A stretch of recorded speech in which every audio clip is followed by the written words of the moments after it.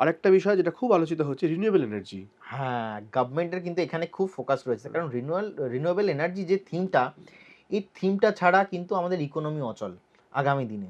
তার কারণ এটার সাথে সরাসরি কিন্তু গভর্নমেন্টের, যে আমরা যদি দেখি, আমরা আমরা যেভাবে আমরা ওভারঅল ইন্ডাস্ট্রিটাকে অ্যানালাইসিস করছি, অ্যানালাইসিসটা করার পরে কিন্তু দেখতে পাচ্ছি ম্যাক্সিমাম স্টক এবং এই সেক্টরে এখনও কিন্তু আন্ডার ভ্যালুড রয়েছে।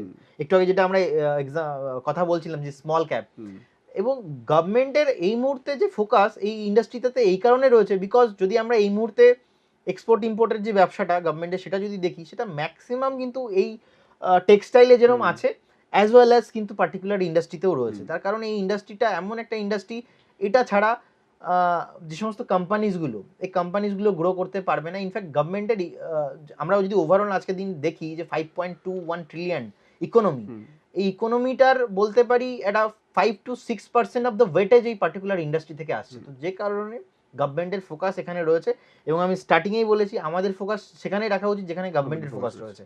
তো গভর্নমেন্টের ফোকাস রয়েছে, এবং এই স্টকটা এখন, এই সেক্টরটা ওভারঅল এখনো আন্ডার পারফর্মিং চলছে। তো আমি মনে করি এর ফান্ডামেন্টালি বা যে হাইপ, যে ফোমো, সেটা এখনো ক্রিয়েট হয়নি।